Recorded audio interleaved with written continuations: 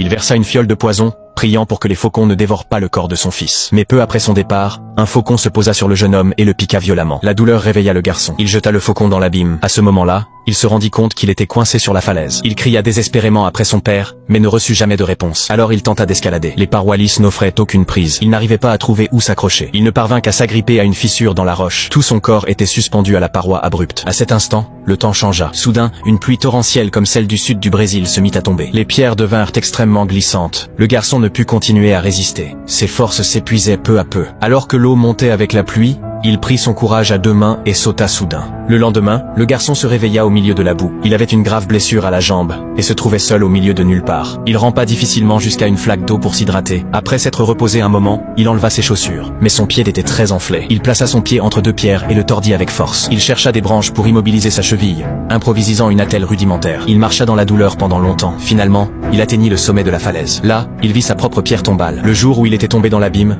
toute sa tribu avait cru qu'il était mort. En découvrant que son père était parti, il s'effondra au sol, désemparé. Soudain, il entendit des hurlements de loups. Une meute s'approchait rapidement de lui. Il dut reculer. Les loups le poursuivaient sans relâche. Il tenta de grimper à un arbre pour se cacher, mais un loup lui mordit la jambe. Il sortit sa dague et la plongea dans le loup. La crise se calma temporairement. Cependant, les loups continuèrent à rôder autour de l'arbre. Jusqu'à ce qu'à l'aube, ils se dispersent. Il ne resta que le loup blessé. Le garçon fabriqua une lance avec un morceau de bois. Il s'approcha lentement du loup. Il leva sa lance, prêt à attaquer. Mais le loup ouvrit les yeux. Après un douloureux combat intérieur, il abandonna l'idée. Quand le garçon tenta de le toucher, le loup montra les dents. Alors il prit une corde et ligota la gueule du loup pour l'empêcher de mordre. Il porta l'animal dans ses bras jusqu'à un endroit à l'écart. Il nettoya sa blessure. Ensuite, ils s'abritèrent ensemble dans une caverne. Après un temps de convalescence, le garçon décida de retourner vers sa tribu. Avant de partir, il fit ses adieux au loup. Mais quand il reprit le chemin du retour, l'animal le suivit, toujours à ses côtés. Peu importait combien de fois le garçon le chassait. Il ne s'en allait pas. Alors ils décidèrent de poursuivre le voyage ensemble.